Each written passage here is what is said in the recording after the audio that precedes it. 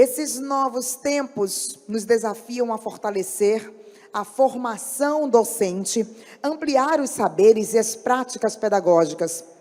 Pensando nisso, teremos uma conversa a partir de agora com o professor PhD José Pinheiro de Queiroz Neto, do Instituto Federal do Amazonas, sobre a educação inovadora que transforma. O professor José Pinheiro é engenheiro eletrônico, formado na Universidade Federal do Amazonas, mestre e doutor em Ciências da Computação pela Universidade Federal de Minas Gerais, com pós-doutorado em Educação Profissional na Universidade de Tampere, na Finlândia. Atuou na indústria, onde foi chefe de engenharia, e na academia, onde foi diretor-geral do Campus Manaus, Distrito Industrial, e pró-reitor de pesquisa, pós-graduação e inovação do Instituto Federal do Amazonas, IFAM. Atualmente é docente do mestrado em Educação Profissional e Tecnológica do IFAM, autor de vários artigos nacionais e internacionais e alguns livros. Tem especial interesse na área de educação profissional e práticas pedagógicas inovadoras. Vamos receber com aplausos o professor José Pinheiro. Oi, está me ouvindo? Pode parar que o aplauso hoje não é para mim, não. O aplauso hoje é para vocês. Olha, vai ser uma missão difícil, talvez, fazer algo tão legal como foi feito antes, né? Mas pode ser gostoso para alguns, você vai descobrir por quê. Eu queria começar esse bate-papo com vocês citando a fala de um grande educador, patrono da educação no Brasil, que esse mês, no dia 19 de setembro, faz 100 anos de seu nascimento, centenário de Paulo Freire.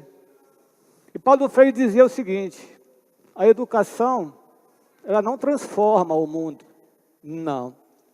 A educação transforma as pessoas transformam o mundo. O nosso trabalho enquanto educador é transformar as pessoas, para que elas mudem a si mesmas e, a partir da sua mudança, possa mudar o seu status pessoal, familiar, a sua cidade, o seu estado. E vocês fazem isso. Levar a educação aos lugares mais distantes deste imenso estado, lá em Pari Cachoeira, e Auareté, em São Gabriel da Cachoeira, ou aqui próximo, na RDS do Rio Negro, na comunidade de Tumbira, é uma coisa especial. Saibam disso. Vocês que aqui estão, professor Barrado, professora Vilmara, essas pessoas que aqui estão transformam vidas. Mas eu vim aqui para fazer provocações. Se eu falo em educação transformadora, o que é transformar quando eu estou educando? Se um aluno entra na minha aula com um pensamento e sai daquela aula com o mesmo pensamento, que transformação aconteceu? Qual foi a mudança? Eu preciso ter uma mudança de estado mental, pelo menos, uma mudança de atitude, para dizer que essa educação é transformadora. E às vezes ela precisa ou necessita do que a gente chama de inovação. Preciso inovar para poder cada vez mais atingir aquele aluno. E aí, às vezes, eu converso com colegas, e é engraçado porque eu sou engenheiro, né? Então, um engenheiro falando de educação, né? Que heresia. Então, eu costumo ser um pouco mais prático e objetivo, né? Mas gosto muito de educação, sou educador, como todos que estão aqui. Aliás, quem é professor, levanta a mão, por favor. Quem é professor? Professor, formado. Beleza. Quem não é professor, levanta a mão, por favor. E quem é educador, levanta a mão. Todos. Pode levantar a mão. Todos vocês são educadores. Vocês são profissionais da educação. O professor sozinho não faz nada se não tiver toda uma equipe por trás. E aqui no Centro de Mídias, principalmente. Eu estive recentemente aqui com a Sandra, né? E se não fosse a equipe ajustar a iluminação para poder fazer a nossa entrevista, não teria acontecido. Então, todos são educadores, todos vocês ajudam a transformar vidas. Mas é preciso inovar para transformar. E aí eu precisaria de alguém para me dar um apoio com um microfone, que eu vou perguntar algumas coisas para as pessoas. Pode ser? Pode descer aqui, por favor. Quem gosta de carro? Levanta a mão. Quem gosta de carro? Tem um carro bacana? Quem gosta de carro? Aqui, essa jovem aqui. Traga aqui para ela, por favor, o microfone. Vou lembrar um pouquinho de história, né? Se vocês forem lembrar um pouquinho de história, Henry Ford, quando começou a produzir carros em série, os carros da Ford eram todos pretos, sem exceção, preto. Tinham uns 4 pneus, um guidão, e para pegar o carro você tinha que girar a manivela para o carro funcionar. Como é seu nome, minha jovem? Joyce. Joyce. Você tem carro, Joyce? Sim. O seu carro hoje se parece com esse carro da Ford? Acho que O não. que ele tem de novidade? A cor. A cor já é outra. O que mais? O volante não é tão pesado porque usa uma tecnologia lá para poder ficar mais leve. Pode ser uma direção hidráulica ou eletrônica. Se bobear, tem computador de bordo. Dá para usar o GPS. Observem como que o carro evoluiu nos últimos 50 ou 60 anos. Joyce, você pode colocar a mão na sacolinha. Eu vou pedir para você pegar porque por conta do Covid.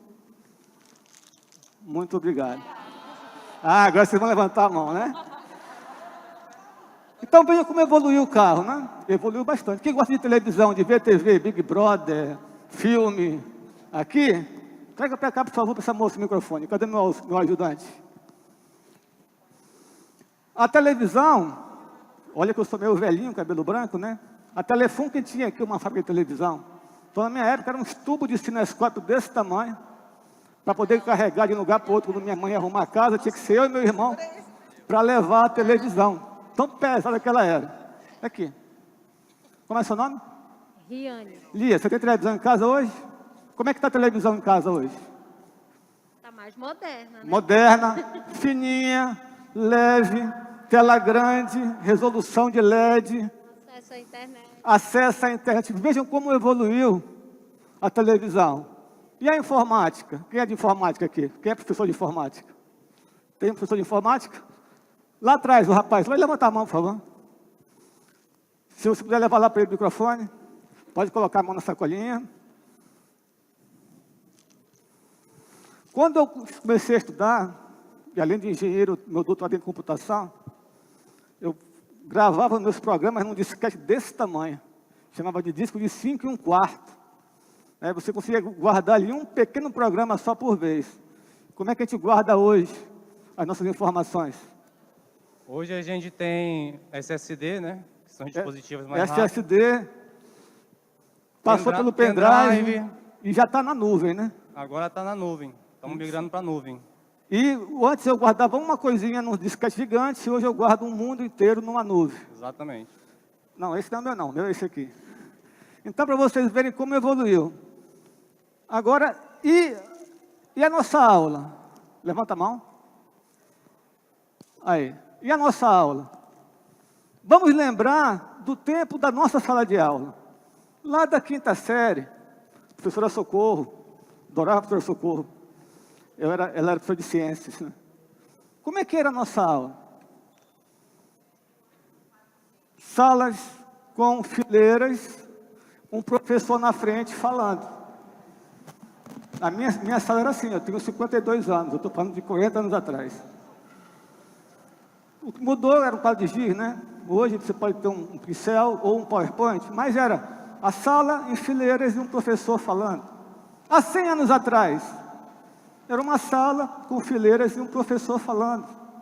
E hoje, mesmo usando as nossas mídias, que são uma inovação, uma coisa muito bacana, tenho certeza disso, mas lá na comunidade de Tumbira estão os alunos sentados em fileiras, olhando vocês falando com o tutor. Então veja, mudou pouco, inovou muito pouco, se investiu pouco em inovação na educação, que continua transformadora, mas que vai transformar muito mais se eu conseguir fazer com que aquele aluno venha para dentro da educação e se sinta parte dela. Daí que vem a inovação. Daí que vem fazer uma educação significativa. O que é uma educação significativa? É quando eu consigo fazer ele se perceber como o ator principal da sua formação. Ele ser o agente principal da sua formação. Eu não preciso convencê-lo a estudar, ele vai querer estudar porque ele gosta. Mas a gente só vai conseguir fazer isso se ele se identificar com o que eu estou falando. Imagina que eu fosse falar aqui sobre economizar energia. Eu sou engenheiro eletricista. Eu podia, e hoje é uma situação que a gente precisa, né? Nosso país está precisando economizar energia. Eu poderia começar assim. Senhores, eu vou ensinar para vocês que é mais importante utilizar um ar-condicionado split do tipo inverter do que um ar-condicionado split comum. E aí eu vou explicar por que a diferença disso. Para quem sabe o que é um ar-condicionado split inverter, ou para quem tem em casa, ele vai se conectar com o que eu vou falar. Mas veja, partiu de mim para os meus alunos. E quem não tem em casa um ar-condicionado split? Aliás, e quem não tem um ar-condicionado em casa? Quem talvez nem tenha energia elétrica o tempo todo em casa, só num período do dia. Para essa pessoa, não vai fazer o menor significado que eu estou falando. Então, eu posso começar diferente essa aula. Eu posso começar perguntando, vocês têm energia em casa? O que você faz com a energia? Para que ela serve? Ela acende uma luz, ela liga uma geladeira, eu vejo televisão, eu consigo ligar o Wi-Fi. E se faltar energia, o que acontece? Aí começa a dar para eles um significado. Eles se entendem, eles se percebem dentro daquilo que eu quero ensinar. Então, uma provocação é, façam o aluno ser ator do seu próprio aprendizado. Deem a ele mais autonomia. Valorizem e considerem o conhecimento a priori. A gente costuma, às vezes, não dar importância que tem o conhecimento a priori dos nossos alunos, e eles sabem muito. Claro que precisa ter uma relação de confiança, e nem sempre isso é muito fácil, né? Alguns alunos são umas figuras, eu sei disso, sou professor há 30 anos. Mas aproveitar esse conhecimento a priori vai fazer com que eles se sintam parte integrante da aula, e não meros espectadores. Porque quando ele é espectador, naquele momento, ele até pode aprender, ele até pode entender, mas vai fazer significado para ele? Vai transformar alguma coisa? Vai ter mudança? Alguém sabe qual é o nome do músculo do pescoço? Se tiver alguém de biologia aqui vai saber, né? Alguém sabe o nome do músculo do pescoço? Se eu souber, eu vou dar 2 disso daqui. Oi? É um nome bem grande. Eu sei. Exatamente. Eu vou dar 2. Vou pegar o outro, calma aí. Além de ser bom em biologia, ele é bom em matemática. Esternocleidomastoide. Sabe por que eu sei isso? Eu sei isso porque na 5ª série teve uma prova de ciências e eu tinha a ideia de que ia cair na prova essa pergunta. E é difícil de escrever. E a minha professora Socorro, que eu adorava, era rígida. Se escrevesse errado, ela não dava nota. Eu passei a tarde para decorar esse negócio. Ele tem 13 letras. Eu decorei, eu fui o único que acertei na sala de aula, fiquei feliz, né? Tirei um ponto na prova. Mas até hoje eu não sei para que serve isso, o que eu faço com essa informação. Quer dizer, não teve mudança mental para mim, não teve significado de vida. Então eu preciso que a minha educação, para ser transformadora, tenha significado. Por isso que eu trouxe a provocação para vocês de inovação. Quando eu digo provocação, porque eu não preciso aqui reconhecer o trabalho de vocês. Ele já é reconhecido. Vocês já têm aqui uma ilha de excelência. Eu quero provocar para vocês irem mais além disso. E a inovação, ela tem 2 viés. O primeiro é aquele disruptivo. Então eu tenho que parar o que eu estou fazendo e começar do zero. Não, não tem que parar nada. A inovação disruptiva é quando você tem uma coisa muito nova, que ninguém nunca fez, que apareceu de uma hora para outra e vai mudar o mundo. É muito raro você ter uma inovação disruptiva. Em geral, a inovação ela é complementar ou incremental. O que é uma inovação complementar ou incremental? É aquela que eu aproveito o que eu já tenho e melhoro. Aproveito o que eu já faço bem feito e faço melhor. É o que os japoneses chamam de Kaizen. Melhoria contínua. Melhorar a cada tempo. E na educação, a inovação ela tem 3 questões importantes. A primeira é empatia, me colocar no lugar do outro, para perceber e entender o que ele precisa. Eu estou filmando uma aula de geografia, com a equipe toda, todos os educadores, porque quem faz aula sozinho não é o professor. Será que eu me perguntei, se eu fosse o aluno que estivesse assistindo essa minha aula, será que eu ia gostar? Será que eu ia entender? Será que para mim ela faria sentido? Então, a empatia é me colocar no lugar do outro para entender as suas necessidades. Porque aí vem o segundo passo. Na hora que eu entendo as necessidades, que eu vejo onde eu tenho oportunidades de melhoria, vem a segunda coisa, que é a colaboração. Ninguém faz nada sozinho. E vocês, para poderem inovar na educação de vocês, vão ter que trabalhar em equipe. E quando eu falo trabalhar em equipe, às vezes é trabalhar com colegas, inclusive de outras áreas. Como é o seu nome? Ademir. O Ademir é muito bom numa coisa. Eu não sou tão bom assim. Putz, eu vou fazer melhor do que o Ademir, que eu quero mostrar para ele que eu sou melhor do que ele. Que burrice, cara. Pergunta para o Ademir. Ele vai te ajudar. Tu vai aprender muito mais rápido. E amanhã o Ademir pode precisar de uma coisa que eu sei e eu posso ajudar. A gente colabora, trabalha junto, a gente faz melhor, faz mais rápido e faz feliz. E a terceira coisa na inovação, a empatia, a colaboração, é a experimentação, é o fazer. Veja uma oportunidade de melhoria, uma necessidade, trabalhe em colaboração para ter uma ideia, para resolver aquilo, para melhorar a sua aula, para melhorar a sua prática, e faça, experimente. Poderá dar certo 100% do que você pensou ou não. O mais provável, segundo a lei de Murphy, é que não dê certo. Na primeira vez. O que você faz?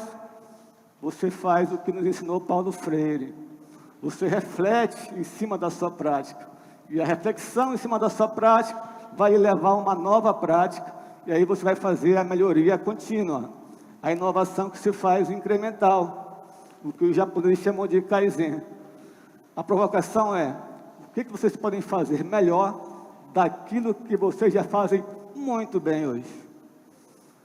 Os nossos colegas da Palestra Show, que eu adorei, trouxeram para nós algumas mensagens. Precisamos tirar os alunos dessa posição passiva que eles estão, de só ouvirem e receberem os conteúdos.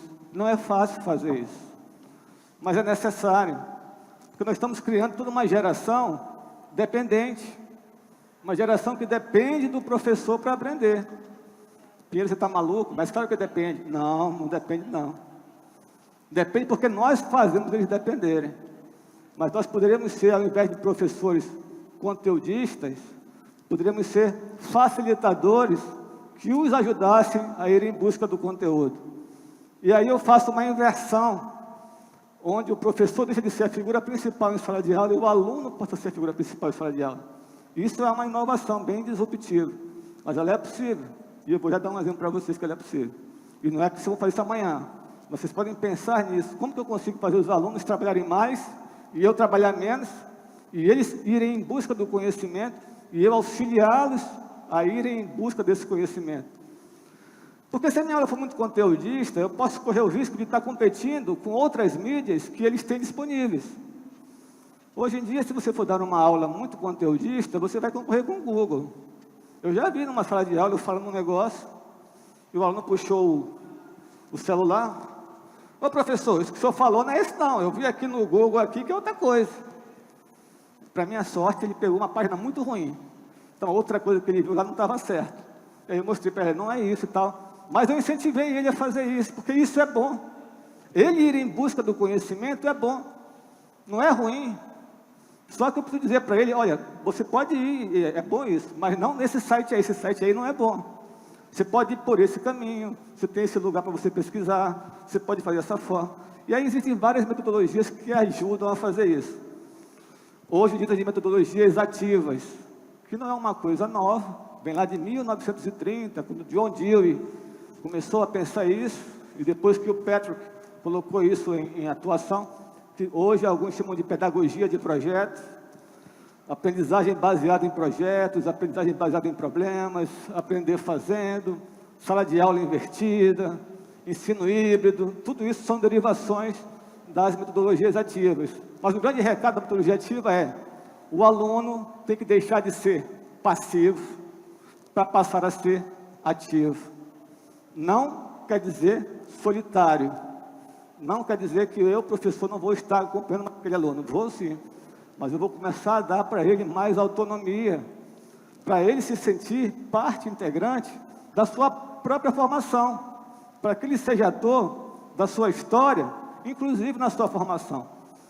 Porque depois, quando ele sair da escola, ele vai saber como é que é ser ator da sua própria vida. Porque se eu tenho um aluno dependente na escola, ele vai sair e vai depender depois da escola de um governo, vai depender às vezes depois da escola do pai, da mãe, do avô. Ele não consegue caminhar sozinho, ele está acostumado a ter alguém passando as coisas para ele. Acabou a escola, não tem mais ninguém passando nada para ele, o que ele faz agora? Então precisamos mudar um pouco, quebrar esse paradigma, e como eu disse para vocês, eu tinha que fazer uma provocação. Isso não é uma coisa que vão fazer amanhã, nem depois de amanhã, isso demora, mas tenho isso em mente como um desafio.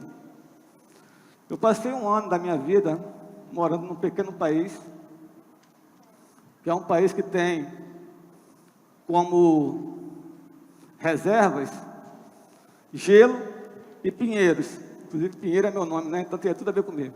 Eles não têm muitos recursos. E esse país, depois da Segunda Guerra, foi invadido pela União Soviética, ficou devastado. Sem recursos financeiros, sem recursos naturais, o que fazer? O país todo resolveu, como política de Estado, e não de governo, investir na educação. Investir em como fazer melhor educação.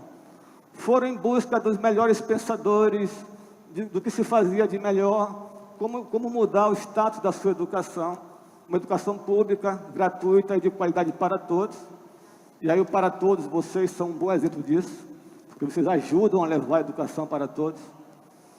E esse país, em 3 décadas, surpreendeu o mundo quando a OCDE, uma organização internacional, criou um exame internacional, alguns talvez conheçam, se chama de PISA. Quem não conhecer pode procurar o PISA, PISA, no Google. E esse exame acontece de 3 em 3 anos. As primeiras 3 edições do exame, esse pequeno país ficou em primeiro lugar. E aí os outros países maiores, o que é isso? Esse povo, o que esse cara faz de diferente aí, que alguma coisa está acontecendo. Das próximas 3 ficou entre os 5. Recentemente, a mesma OCDE faz uma pesquisa sobre o índice de felicidade dos países, E nas últimas 4 edições, esse país foi escolhido o país mais feliz do mundo. Embora ele tenha 2/3 do tempo no ano, no inverno rigoroso. Eu peguei menos 30 graus lá. Já deu, né? Uhum. Eu peguei menos, mas um caboclinho que nem eu, mas na hora pegar menos 30 graus. Quase que eu congelava. Mas ele mudou a sua realidade.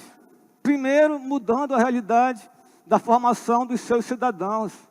Primeiro, transformando as pessoas, para que as pessoas transformassem o seu modo de vida, transformassem o modo de vida da sua família, transformassem o modo de vida do seu país. Não é um país rico, nem é um país pobre, é um país com poucas desigualdades, mas um país com uma educação de excelência. Alguém sabe qual é o país? E agora, um monte de gente gritou Finlândia, não sei quem foi. Quem foi que gritou Finlândia? Quem mais? Segura aí. Passa o álcool na mão. Quem mais? Tu já ganhou um, não? Você também? Mas eu vou lhe dar uma assim mesmo, porque você foi legal e apontou o colega. Por que eu coloquei isso? Não é que a gente tenha que fazer o que fez a Finlândia, não. Porque o que eles fizeram lá não vai dar certo aqui. É outro país, outra cultura, outra realidade. Mas é dizer que inovar na educação, transformar as pessoas, pode transformar a nossa sociedade. Utilizar novas metodologias contribui nisso. Uma boa educação se faz com 3 coisas. Infraestrutura, você precisa ter um lugar para trabalhar, para desenvolver sua atividade, são os espaços formativos. Educadores, particularmente os docentes, qualificação e capacitação dos educadores. São duas coisas diferentes. Qualificação é, eu me formei em biologia, licenciatura em biologia, estou qualificado para dar aula de biologia. Aí vem a pandemia, eu vou ter que dar aula agora utilizando o Google Meet, fazendo um vídeo, editando um vídeo. Eu não sei usar o Google Meet, eu não sei editar o vídeo. Eu tenho que me capacitar para isso. Eu estou qualificado para dar aula de biologia, mas eu não sou capaz de dar minha aula com a pandemia. Então, eu tenho que capacitar para isso. Então, capacitação, meus amigos, é uma aprendizagem contínua. De vez em quando, eu vou ter que me capacitar para poder estar acompanhando a evolução das coisas. E a terceira, eu falei infraestrutura, os educadores. A terceira, não menos importante, são as metodologias, a filosofia de educação que se usa. Qual é a filosofia de educação que vocês usam? Quais são os métodos que vocês usam para atingir esses alunos? Para fazer com que eles tenham mudanças mentais, mudanças de atitude, para fazer aquilo que o Paulo Freire nos falou.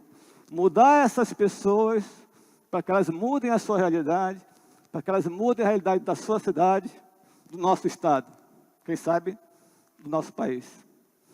Eu comecei citando Paulo Freire, queria terminar citando Paulo Freire, que disse que educar é um ato de amor, portanto, é um ato de coragem.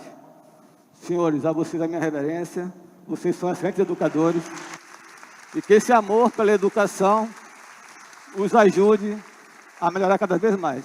Senhora Vilmara, parabéns pela sua equipe. Muito obrigado, pessoal.